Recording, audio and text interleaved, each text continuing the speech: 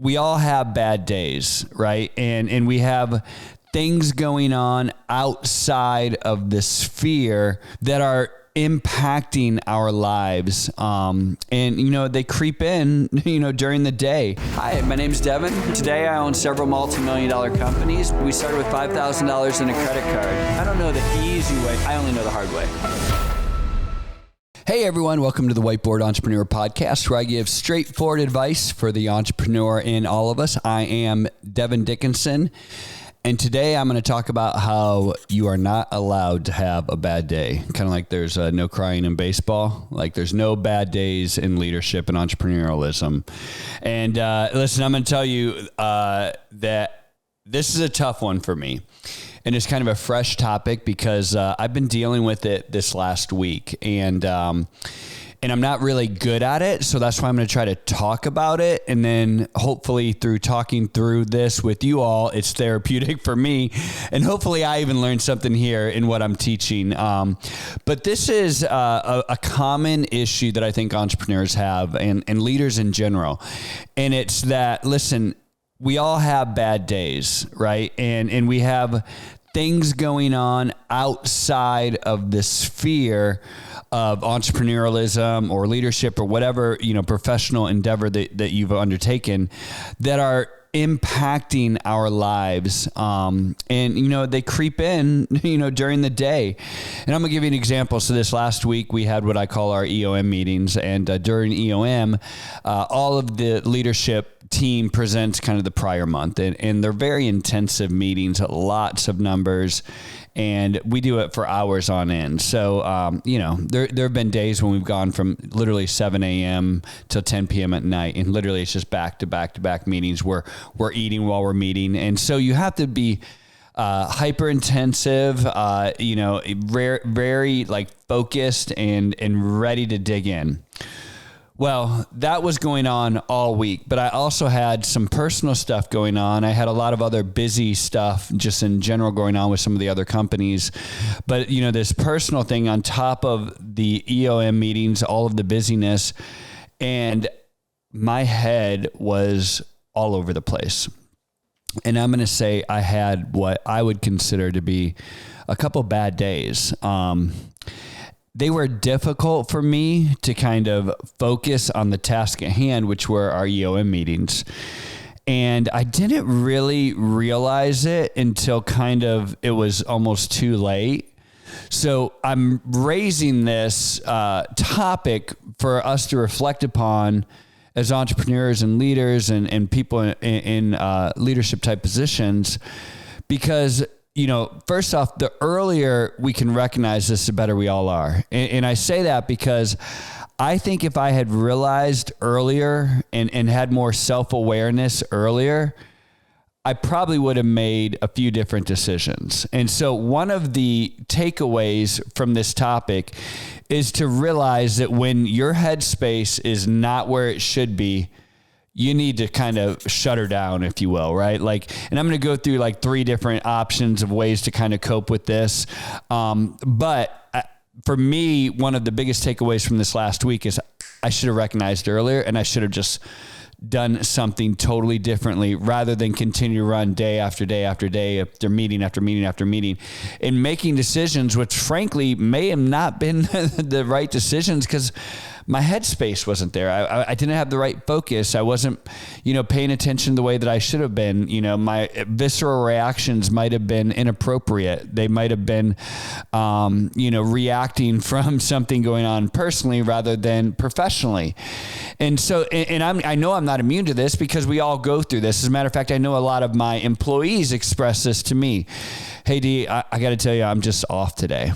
Well, it's funny because I get it, right? I tell them, listen, fine, whatever, get out of here, go do what you need to do.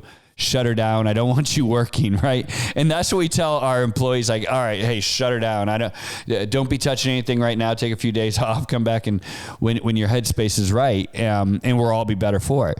But we say this to those that work for us and those that surround us, but we don't do it ourselves.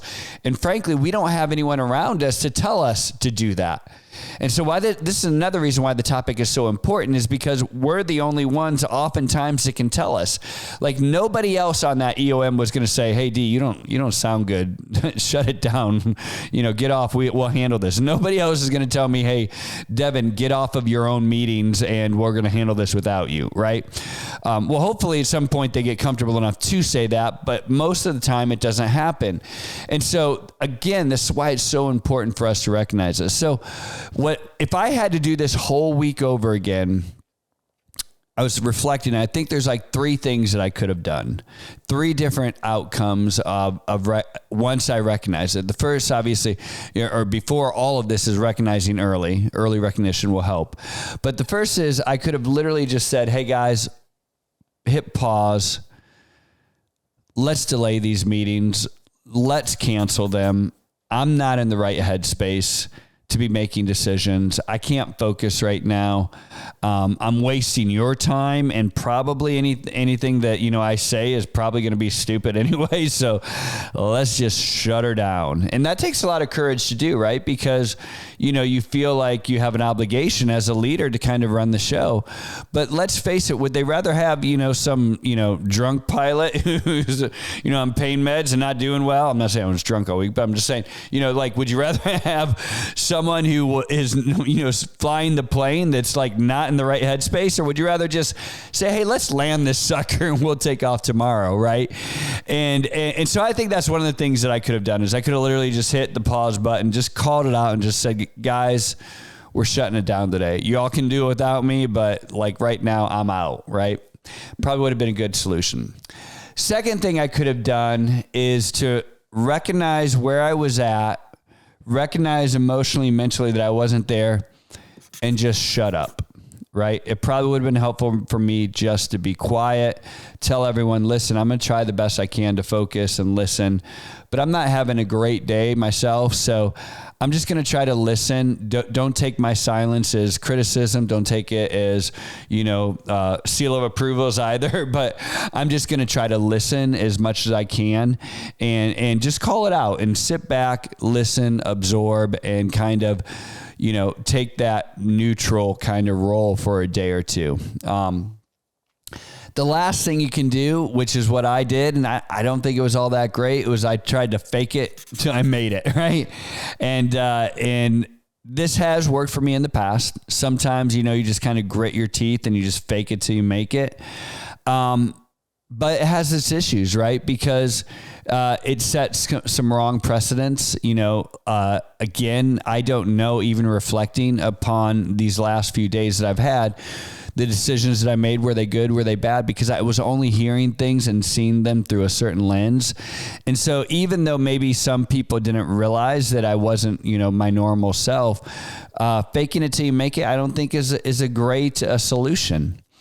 And so, as a leader, I want to challenge you in this to kind of get there, to recognize those days when you're not ready, and to encourage you, to kind of be able to, I would encourage you to make the first 1 or 2 decisions, which is, like you said, hit pause or be quiet, right? And really recognize that, slow down, and have the courage to kind of call it out. I wish I had done that. If I had to do this whole week earlier, on Monday at about 10 o'clock, I would have shut her down, right? I would have shifted gears. I would have hit pause on all of our meetings. I would have done something differently. And probably as I'm telling this story to you all, some moments are popping into your head over the last probably even, a couple months where you probably should have done the same. So let me encourage you to have the courage to make those type of decisions, and also the wisdom and self-awareness to observe early enough so that you can avoid that recognition in the 11th hour like I did. Hope that helps everyone. I'm Devon. This is Whiteboard Entrepreneur, and we'll talk soon. Take a quick moment and hit that subscribe button for more content.